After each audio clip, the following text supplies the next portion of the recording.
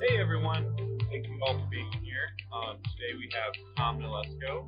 Tom is a 20-year commercial litigator that has guided licenses and partnership disputes, employment, contract, and compliance issues, in addition to counseling with state and federal legislators on bills and regulations. He was the chair of the cannabis practice of a national firm before forming his own firm, Hatcher, Nolesko, and Fletcher, PLLC, and becoming general counsel for the NACB. The NACB is the first self-regulatory organization whose mission is to support the compliance and transparency and growth of legal cannabis businesses in the United States.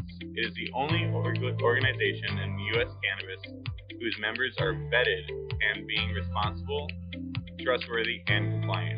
The association has developed standards in packaging and licensing, advertising, laboratory testing, security, product integrity, and infused products, hemp, and cybersecurity, with more on the horizon. All right, Tom, I'm going to send it over to you now.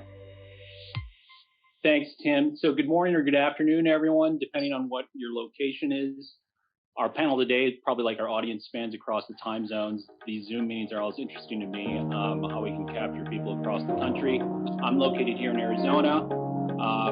Our other panelists are outside of DC and Massachusetts. So I'm thrilled to be moderating not only these particular panelists, but this particular topic, which is a call to action. Our panel is here to discuss cannabis advocacy and how to advance social equity issues. Never before has there been a more opportunity time to discuss advocacy. I mean, it's always a good time in this industry, right? Because we're still in kind of the nascent stage of our industry. But with the coming change of administration, which will happen eventually, right? Turning a new leaf with SEPs coming online now, really the opportunity to wield your influence is here and now. The opportunity to make a difference is here and now. The time to advocate for your business and community needs and social equity issues, that's all here and now. So what I will do is quickly introduce our distinguished panelists and then give you a brief outline of our agenda for our discussion. I'm going to speak quickly because we have a lot of good content to get to with our expert panelists. So ladies first, I know you're introduced to Saskia Van James, who moderated the first panel. But I want to repeat this because it's such a fun bio for me to talk about. She is a member of the MRCC, the Massachusetts Recreational Consumer Council, which does consumer advocacy and educational nonprofit that facilitates economic and social justice while also functioning as a cooperative. She is a board member and a lobbyist, and she's working as a lobbyist for social equity. The only Black woman working as a lobbyist fighting for social equity in the cannabis industry in Massachusetts. And she also works as a bike mechanic at the Broadway Bicycle in Cambridge, Massachusetts, the only Black woman working in a cooperative bike shop in the entire state as well. So those two things give her a unique perspective to talk about advocacy and social justice in the cannabis industry. So thank you for joining our panel, Saskia, and we look forward to what you have to say. We also have Aaron Goins, the co-founder, if you just want to give a wave, Aaron, and CEO of the Emerald Turtle, which he also co-owns with his better half, Janelle Goins. Aaron graduated from Northeastern University with a bachelor's in finance and MIS, Management Information Systems, and a minor in African American Studies. He was an equity research analyst for 3 years on Wall Street and also entered into equity and volatile derivative strategy and trading for an additional 8 years on Wall Street. And he left when, I believe, Aaron, when Massachusetts became recreational, right? Yes. And now Emerald Turtle has cultivation, manufacturing, and soon to have wholesale delivery licenses in Wareham, Massachusetts, which is a majority minority owned, fully integrated cannabis venture in Massachusetts. So thank you for joining us, Aaron. And we also have Mark Gorman, our very own Executive Vice President and Chief Operating Officer of the NACB since March 2020. He is our primary government affairs advocate, capitalizing on his extensive experience in both state and federal government relations, lobbyist for decades.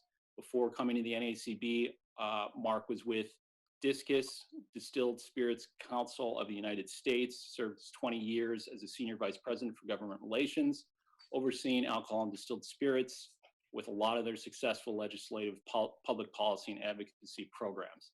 And prior to joining that, Mark directed political affairs for the National Restaurant Association, Capitol Hill veteran, working for 6 years as a tax legislative assistant for Senator Chafee, right, Mark?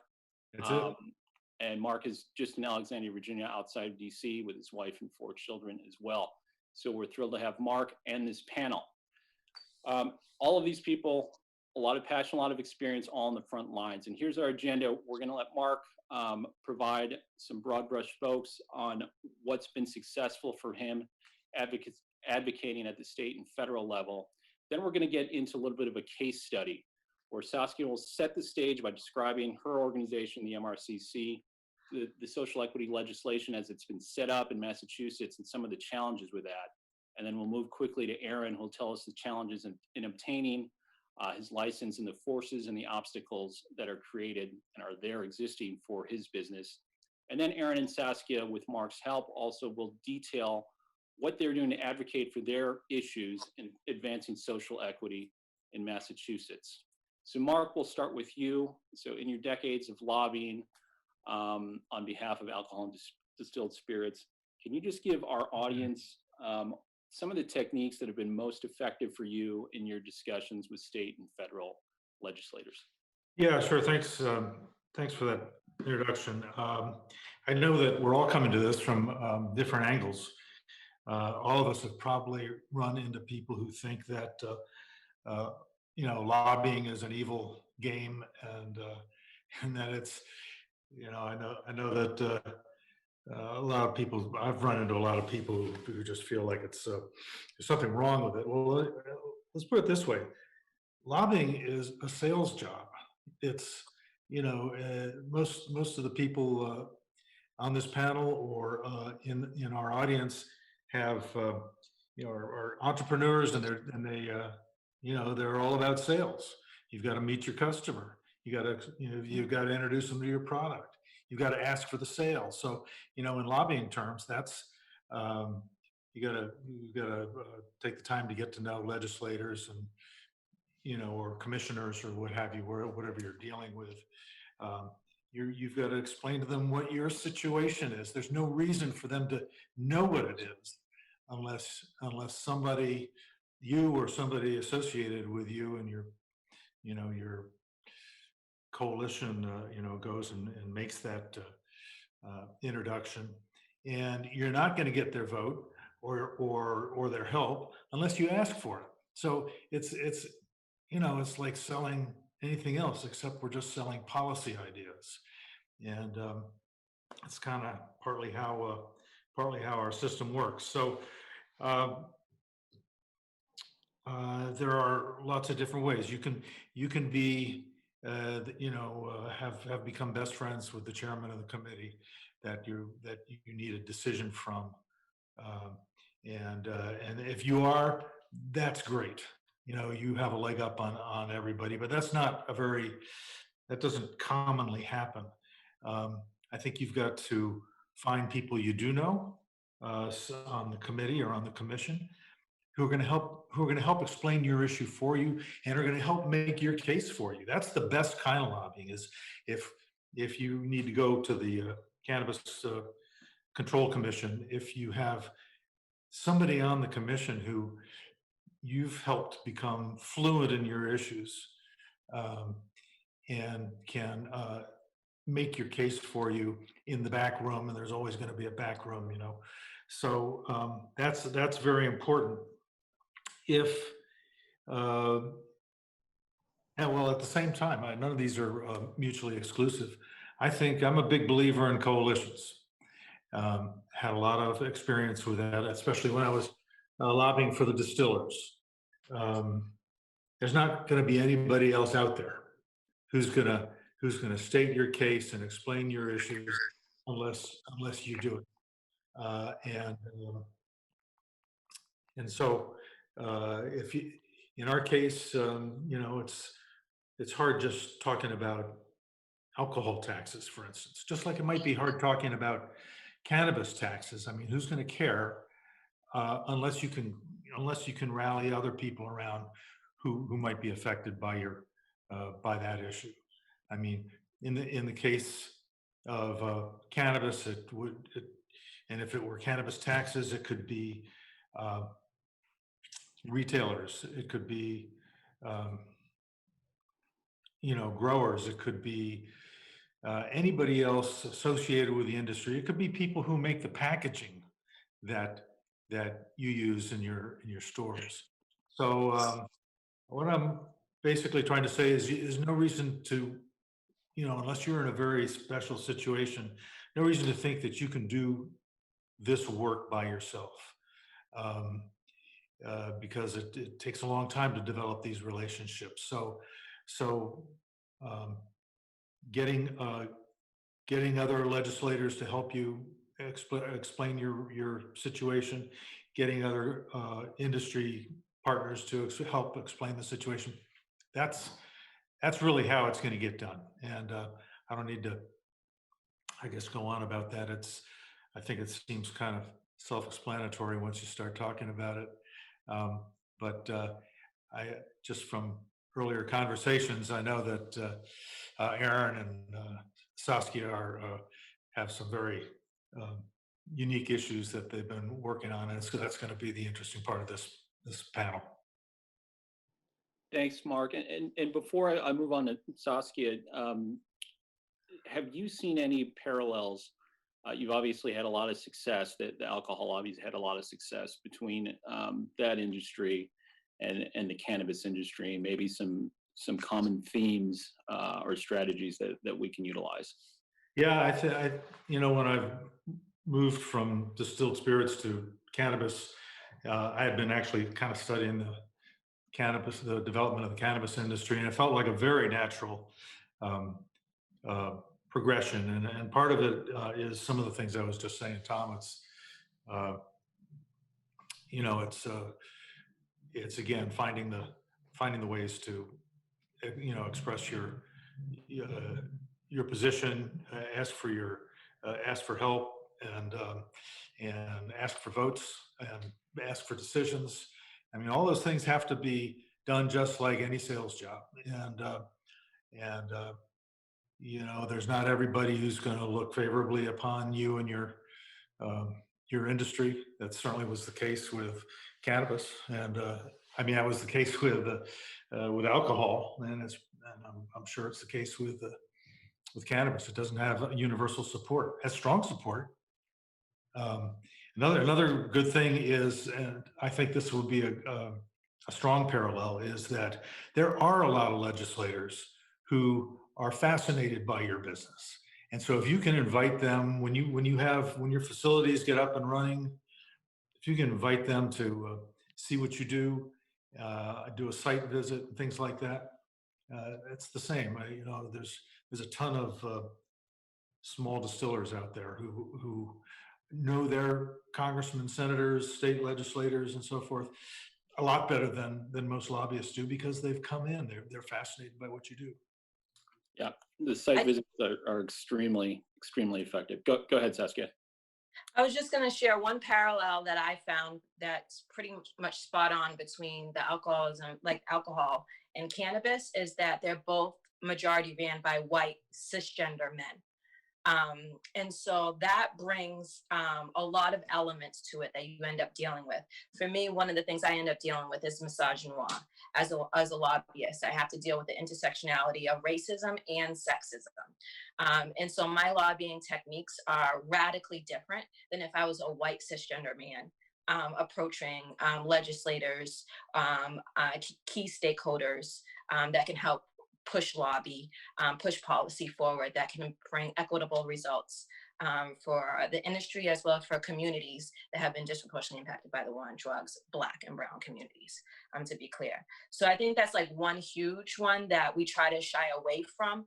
But in the cannabis industry, we really need to be like, we're here to talk about that, and it's very clear, like when you look at the alcohol industry and the cannabis industry, who's leading it, and we know why, because it's systemic racism.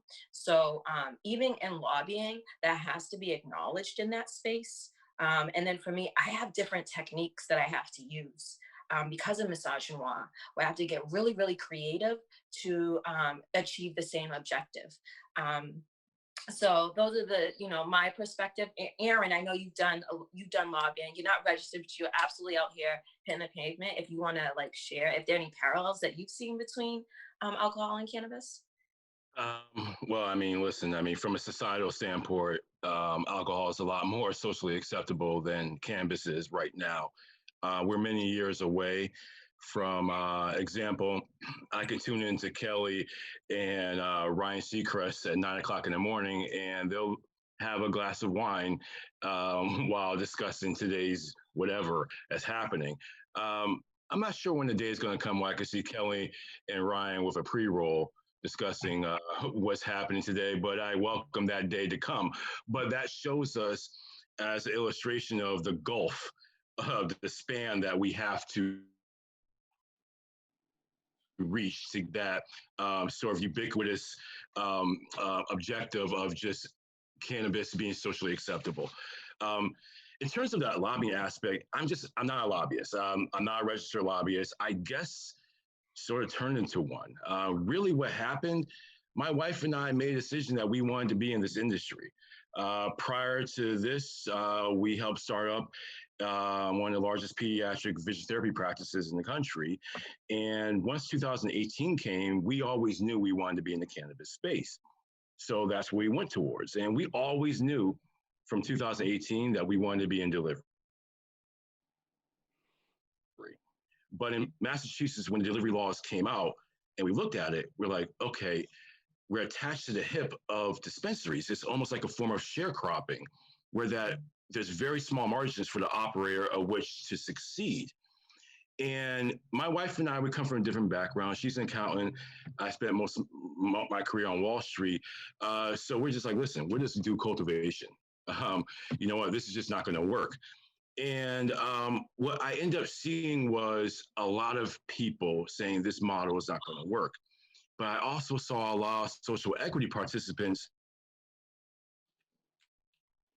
trying to fit a square peg into a round hole.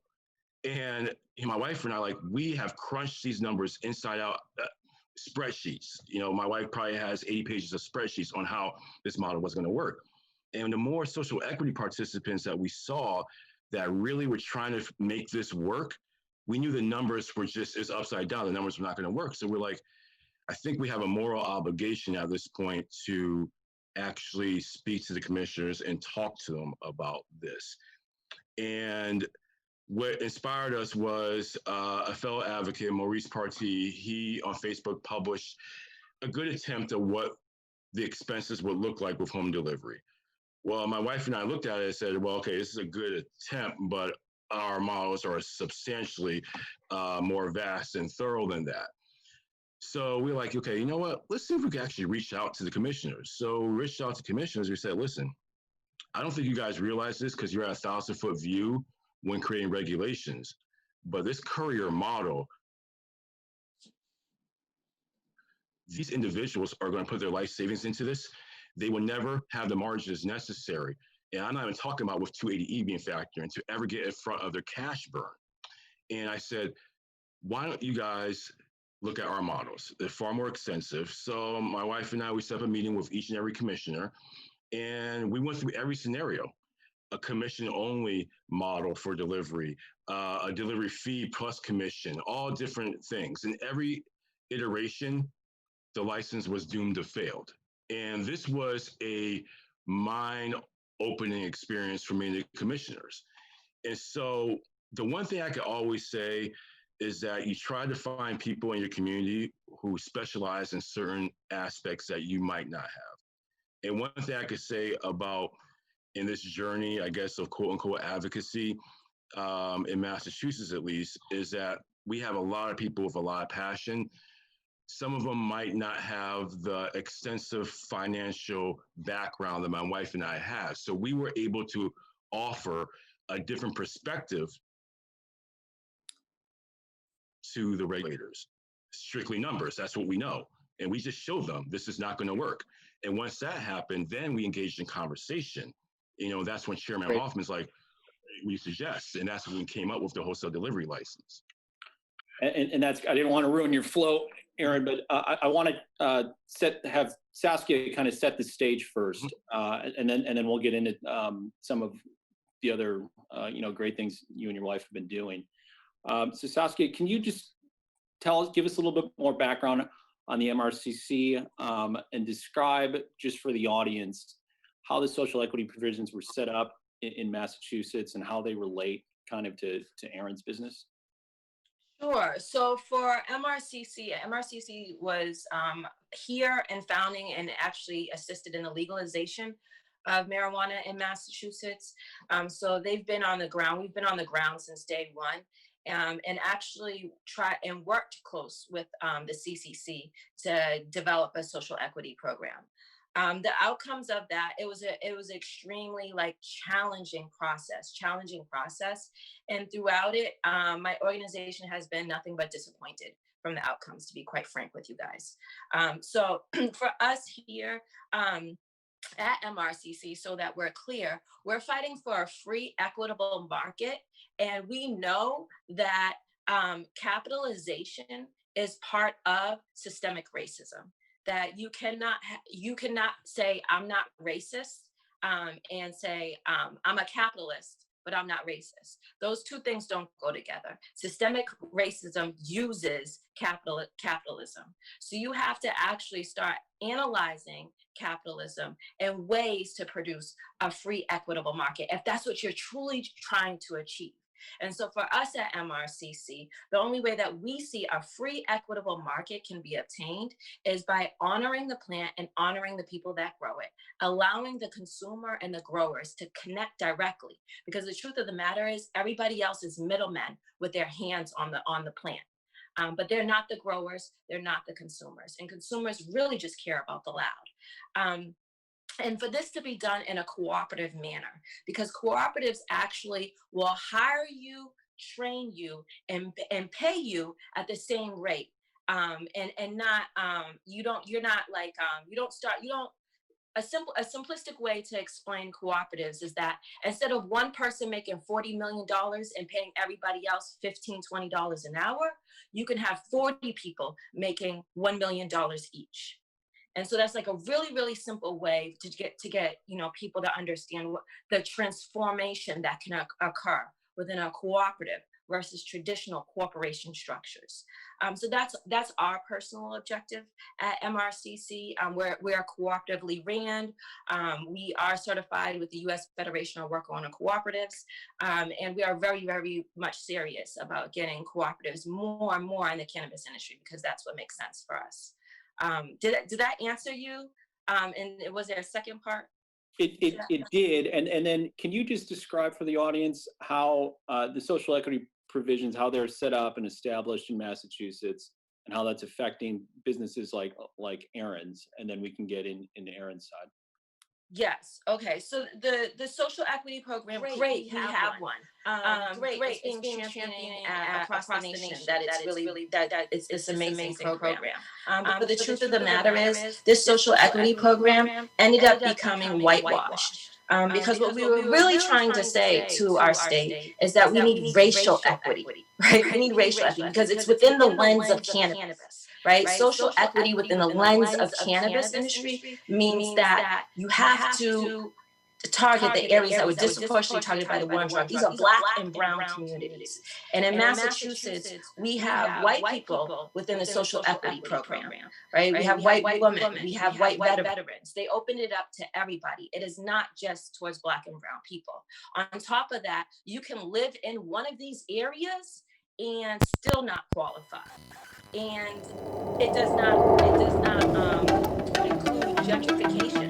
So systemic racism has been so effective in Massachusetts that we have whole areas and towns that were had a strong Black and brown community, but because of the war on drugs, it's decimated, fully gentrified. It is no longer even considered an area that was disproportionately targeted. So if you live in that town or came from that town, you don't even qualify for this program. So there's very serious shortcomings to this program, and what it's created is an issue where you have people like Aaron coming in and coming into this industry and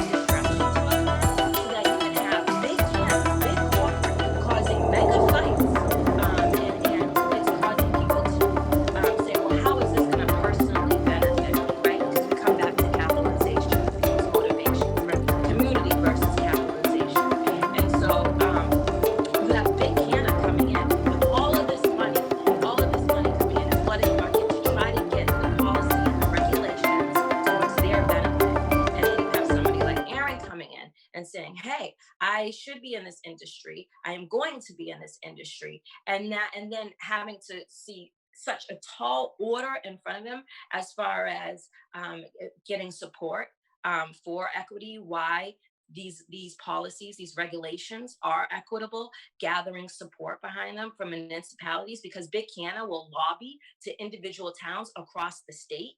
And then you have somebody individual that doesn't have all those resources, that has to match their time, effort, and energy to the same level as Big Canada.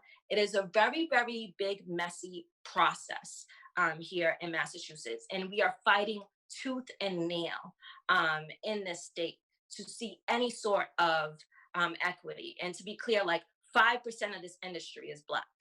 So no, the social equity program, if anybody's saying it is excellent, it is an absolute fail. 5% is not acceptable for Massachusetts. So anything else being touted is for appearances and looks, not actual real tangible results for our state. Hopefully that's like a short summary. I try to be brief. I know we have a lot to go through. Perfect. I think that sets the stage perfectly. Aaron, you started to get into, so you and your wife started looking at the wholesale delivery business. You're running the numbers, and then kind of out of your own benevolence, we're explaining these numbers don't add up. But what are you seeing? You know, what are the challenges that you are facing on that? You know, you've discussed kind of at the township level. What are you fighting against? Well, see, the issue is that we got to back up a little bit. The courier model was attached to the hip of the dispensary. So essentially, the SC would be rendered to an Uber Eats delivery, essentially, and have to charge delivery fees to hopefully break even, which the law of diminishing returns will eventually take hold, where that, you know, you can't have a $55 eighth throwing 20% taxes and a $20 delivery fee. You're just not going to get an addressable market. During that time, it seemed that many of the dispensaries were very silent, complacent, and I would think actually happy with that structure. And what you saw were there was no incentive, there was no motivation for them to actually engage with social equity participants in a non-predatory fashion.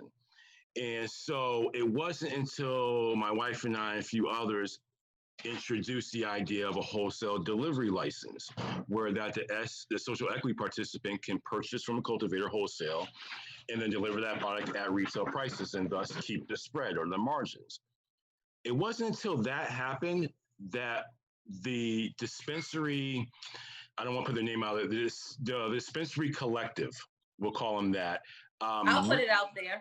Yeah, go ahead. Yeah, you can say their name. Yeah, the CDA. The CDA, like, where can we curse on here? Like, screw them, screw them, screw them, screw them. We are not supporting any nonprofits, any companies that are reinforcing systemic racism and trying to fight policy and regulations on a local, state, or national level. F you, no, we're not here for that. Sorry, Aaron, I'm sorry. No, don't worry about it. You guys have to be from those are the forces.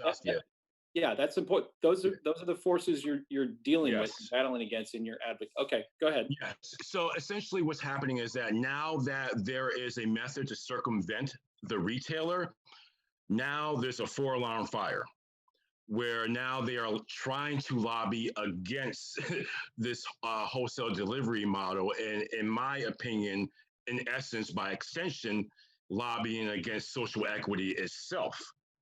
So they are essentially lobbying to many of the municipalities. In Massachusetts, you have to get a host community agreement with a town first, which is a long process before you can even apply to the Cannabis Control Commission.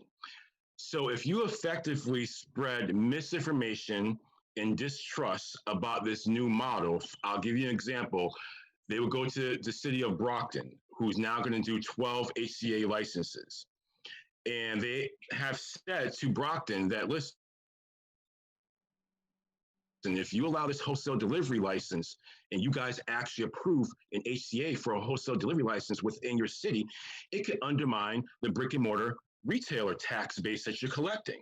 And so that started spreading like wildfire, that misinformation throughout many towns. In essence, you're closing the opportunities now for social equity participants to enter the market if you're shutting off the community, and those town administrators now have a false understanding of what it's about.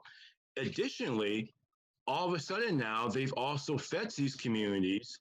I don't know where this came from, that if you are a no community. So, for example, you can opt in or opt out in the state. You can say, as a town, we do not want to have marijuana establishments in our town, period, which will mean that by default, no marijuana delivery can happen within that town. Well, now you have these towns that are no towns who are fed information that's saying that, wait a second, we're not entitled to taxation, any tax revenue. Well, of course you're not entitled to tax revenue, because you have to be a yes and then actually award HCAs and house that license in your town, and you will collect tax revenue. But they're taking it a step further. They're saying, hey, we're a no town, and these deliveries can happen in our town, and we're not collecting tax revenue. Well, you cannot have a delivery in your town if you're a no town. Even towns that are yes towns who don't even have any marijuana facilities in their town, they're also now all of a sudden have an issue that they're not able to collect taxes. My rebuttal to that is that every day UPS, FedEx, Amazon, they may have a facility 3 towns over, a distribution center in Stoughton, Mass, and they may deliver to your town some packages to a private residence. You are not entitled to any taxes because of that action. They are trying to now establish taxation precedents. And it's totally illogical, but what you're now seeing is a land grab where a number of these towns in Massachusetts know that social equity participants could really use their endorsement right now. But they're essentially using us as now pawns because they see a lot of money that they're not necessarily entitled to. So what they're going to do is they're going to use this as a point of negotiation and see what they can get out of this. And if you were in such disgust about this action, then you should have been lobbying against Amazon and UPS and FedEx years ago. But I have a feeling that they would get destroyed in 5 seconds, because those entities have a building full of lawyers and will squash that before it even can be thought of. So what I want to stress upon people is that you're going to get a lot of advancements if you follow a number of steps. Try to use Massachusetts as a model. But you have to understand that there is a lot of money to be made in this industry. And as somebody who's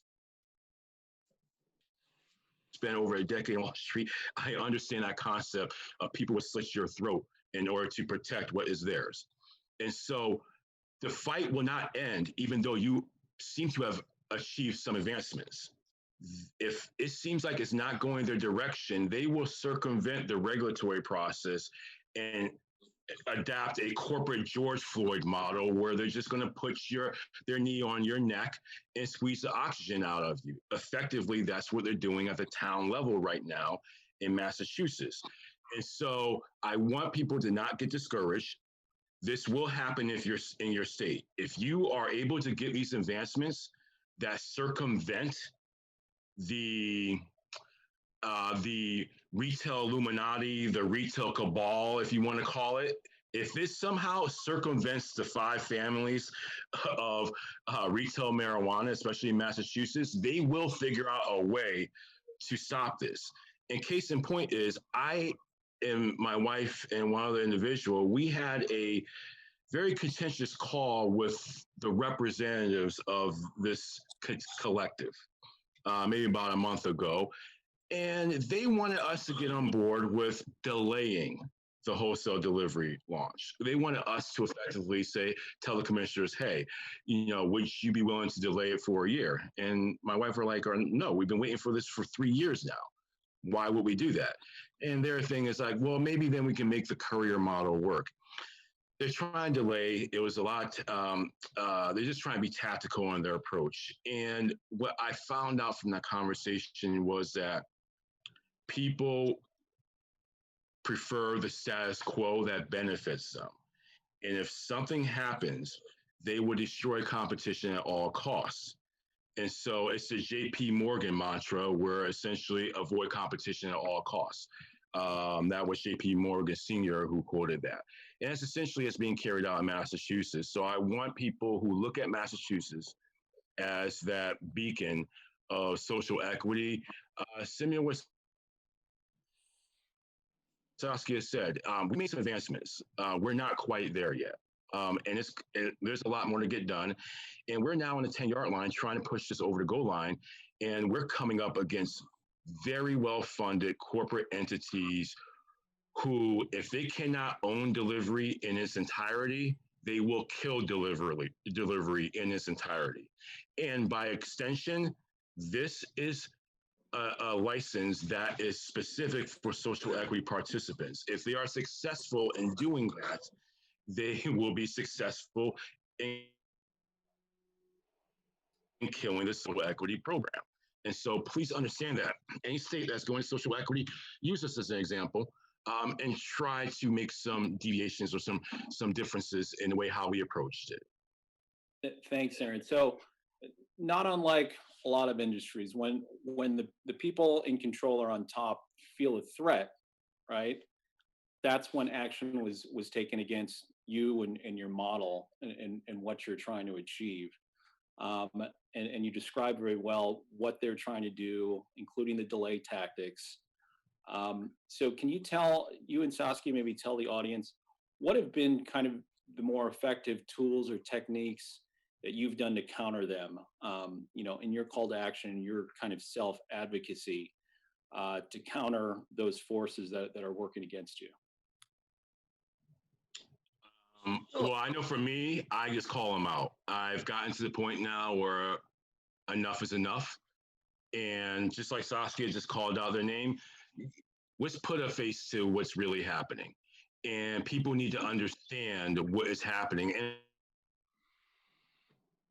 And frankly, people need to go on their website and look at the list of all the dispensaries that are part of this collective and ask yourself, does this fit with my moral compass? And if I want to spend my dollars there?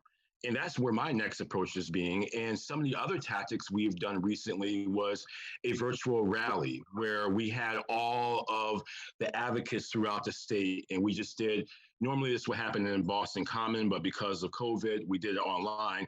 It went out, it was flawless. It was beautiful. And it got everybody together. I think we got some news coverage. Saskia was part of it as well. But that's one of the other methods that we're combating that. And for the town level, I call them out in my last CCC meeting at Brockton, Amherst. I'll go down the list, Whitman, Raynham. It's disingenuous what you're saying. And we have to put faces and names to what's really happening so that people can hold them accountable for their actions. And those actions, I would imagine, do not fit with the moral compass of most individuals in the state of Massachusetts. And they just need to be educated on what has actually happened. And Saskia is great at that because she will just tell you to your face exactly what is going on and she will identify it. And we need people like that. Me, I'm trying to go for a license. Right. So I'm on I'm doing a balancing act here. So those are important points. So identification not only of who the forces are that are working against you, but identification of what they're trying to do and achieve, to expose, what their method is and what their goals are. And then I think you also said education, and I think you said you've been doing that on the township level in conjunction with the identification of the forces and what they're doing, but education on what the truth is regarding the tax bases or just informing them what's really going on. Is that these are townships? Yeah, these are towns. You gotta understand, they're dealing with COVID, they're dealing with animal control. Towns have a lot to deal with, so they may not be current on the delivery model. I just happen to live in this world every day, so it's very easy for them to be impressionable on information that might not be correct. So I'm not necessarily saying that they're bad people sense because they may not be current on certain things. But listen, if I see an article that comes out, like one recently for the city of Brockton, where the mayor, Mr. Farwell, hello, you know me now, I responded back with a very strong argument. And everything in that article that he talked about, I spoke about how this is wrong and this is what is correct. And I decided to email it to him and everyone, the city councilors.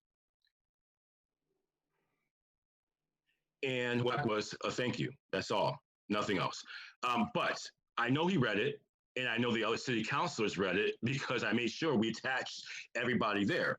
So I made sure that's that level of accountability and that somebody in the city of Brockton at the councilor level or the mayor level is going to be talking about this.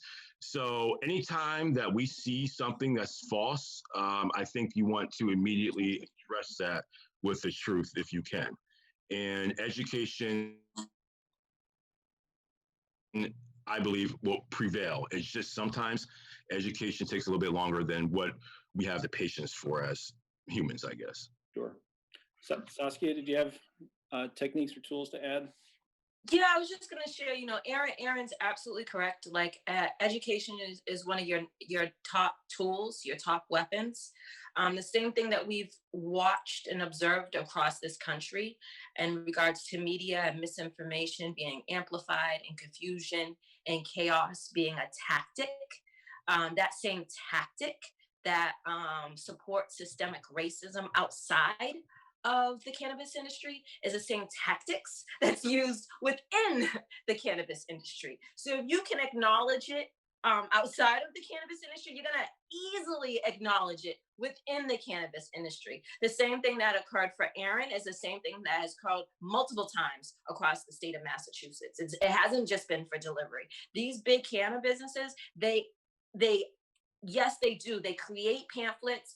I've had in my city, I live in a city where Harvard, MIT is. I actually had a city councilor propose a pay-to-play system in my town and then work in cahoots with this CDA and actually have her name used on a pamphlet and spread to every single resident in the city of Cambridge. And then release a public statement saying she didn't know, it wasn't hers. This pamphlet had the seal of the city on it and her bill being proposed, as if it had already passed and was the number one thing to do.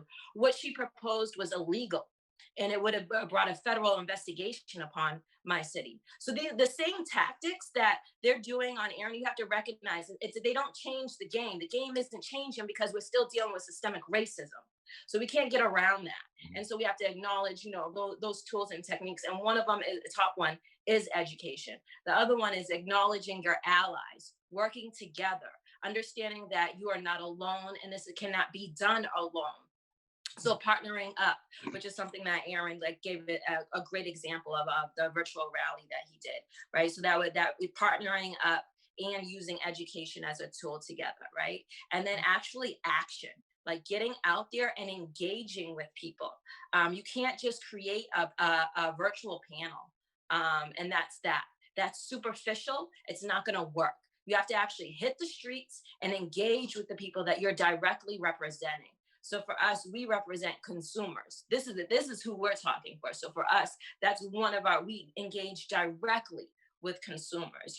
I look forward when we can have these type of panels and it's normal for everybody to be lighting up a blunt, joint, bong, or whatever, because that is why we're here, in celebration of this plant, we still have a long way to go. And you could feel that corporate energy seeping into the cannabis industry. And the truth of the matter is the cannabis industry is it's a relaxed audience. So there's a misfit going on. And as far as even, identifying and connecting with your audience right now.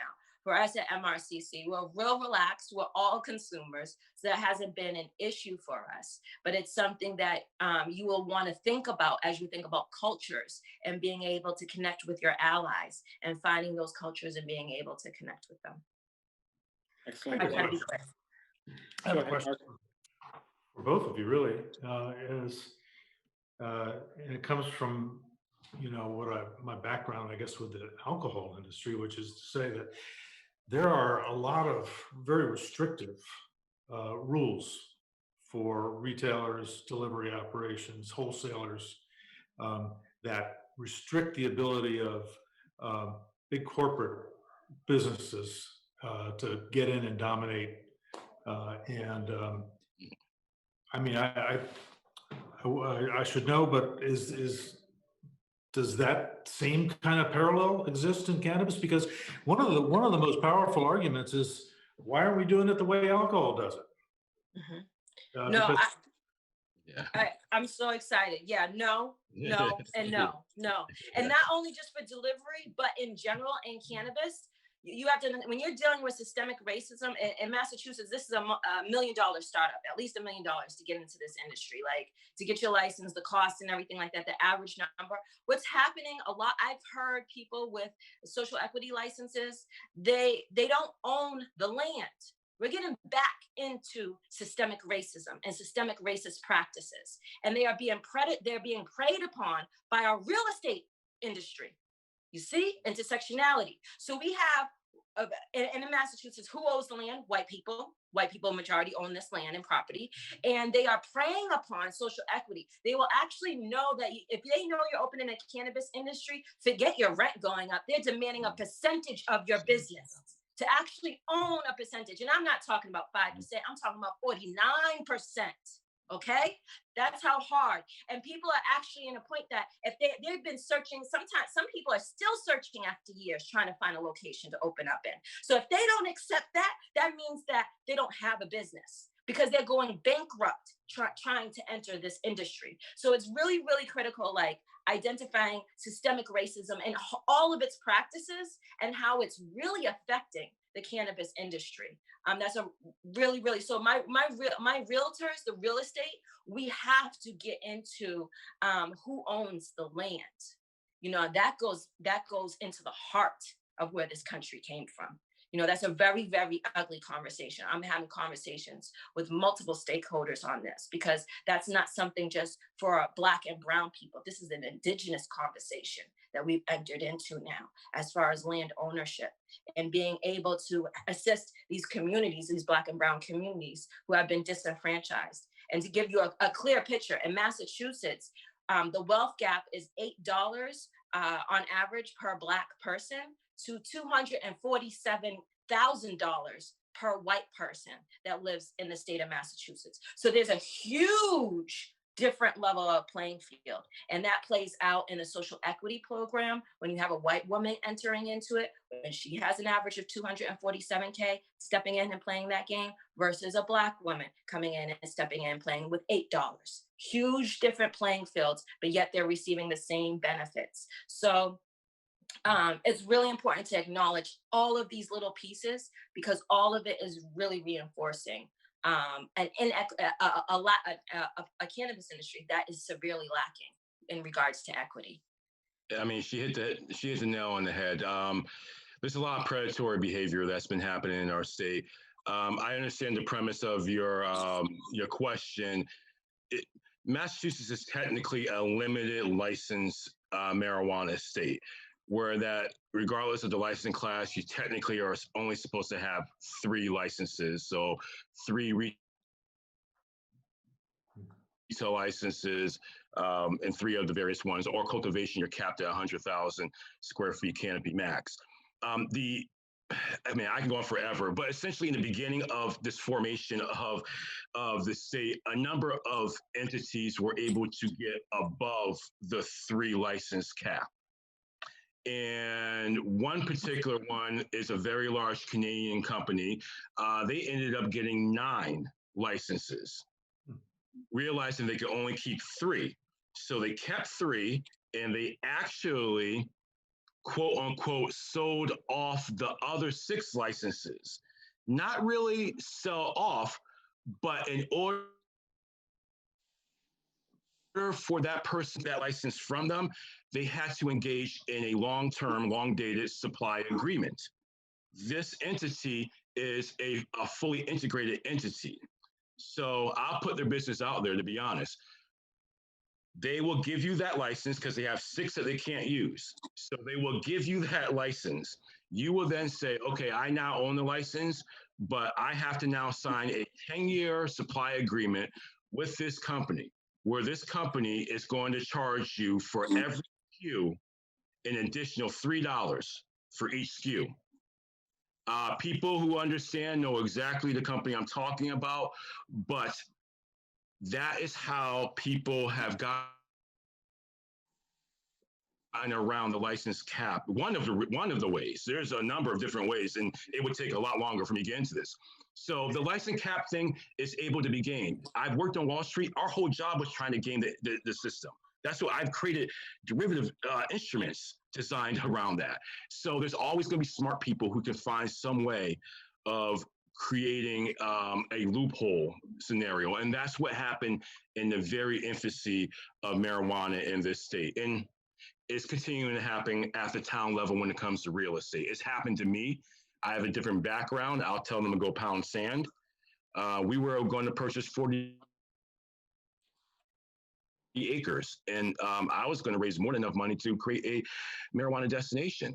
That was my objective. But the second that the landowner found out it was for marijuana, he increased the price on me by 400%. And we're talking millions and millions of dollars. So it's perverse in this state. That's all I can really say about that. Thanks, Aaron. We only have a couple minutes left. I wanted to ask this last question. I think we have to wrap up. Can each of you just name, Mark mentioned at the beginning, it's important to build coalitions. Saskia, you said, it's a very effective advocacy technique to find allies.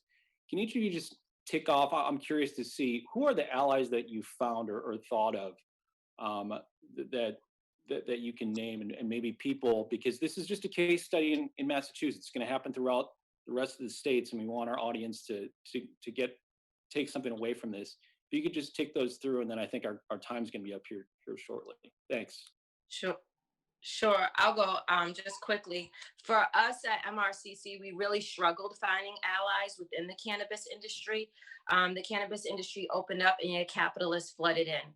A lot of these people that came in here are coming in here just for the money. They don't care about the plant. They don't care about the consumers. As a result, our weed is trash in the state. We have really, really bad, moldy, horrible weed being sold across dispensaries. There's no honor to the plant. There's no honor to medical patients. There's no honor to recreational consumers.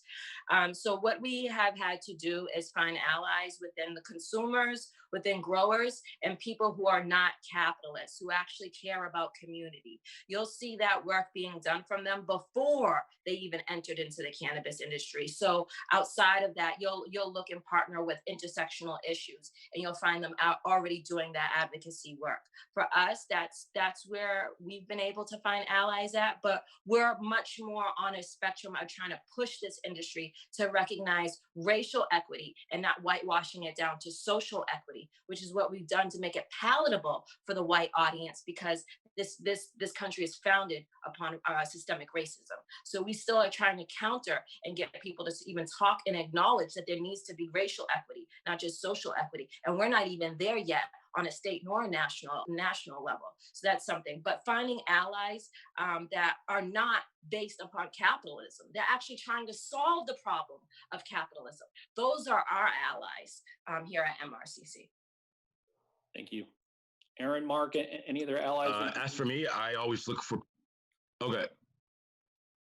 Oh, well, I was saying, as for me, I like to look for people who fill in the gaps of something I'm lacking. I may not have knowledge in this space, but listen, I can do cash flow statements, income statements, things of that nature, analytical when it comes to the numbers. And that was the perspective that my wife and I brought to this advocacy. Chris Fevry, he helped start the Massachusetts Cannabis Association for Delivery. What he had and I didn't have was that Chris is young, 27, a go-getter. I'm 43 with a 6-year-old and a 4-year-old. I just don't have, not happening. So he has the energy. I like being part of the energy of the youth. And I use my extra decade so being on Earth and the experience of dealing with certain aspects on things, and I like to instill my knowledge in that way. And that's the way I like to tell people: find the talent within the community that is something that you're missing, and that can be a very powerful way of lobbying. Excellent. Thank you. Because not one person knows it all and not one person can do it all. And Saskia is excellent at what she does. I know we're Thanks. out of time, Tom, but Massachusetts is sort of the land of consulting firms, I'm sure. And you know, you can find policy groups. Maybe most of them are looking for corporate contracts, but you can find policy groups who will take on things like this and write some good stuff and do some good media and for you. And I don't have one in mind at the moment, but it's something to take a look at. Great. Thank you. I know we're out of time, but I'm sure the audience can see everyone's passion, what it takes to really make a difference and combat those forces. Because at the end of the day, I think what everyone's saying, this is a $1 billion industry. When you have that much money at stake, as Aaron was saying, there are powerful forces that you're going to be going against. And when they feel the threat, you better be ready to stick up for yourself or stick up for what you believe in. And even though you don't want to do it, and it takes a lot of time to build your business up, right? It's a fight you're going to have to get into if you want your business to be effective and to reach your goals. So thank you, everyone. A lot of good stuff. I learned a lot from this panel. Thank you for your time and participation. And if you have any questions for any of us, please reach out to us, and I'm sure we'd be happy to speak with you. Thanks again, everyone. Congratulations. That was an eye-opener. Thank you. Bye. Appreciate it. Thanks, guys. Thank you.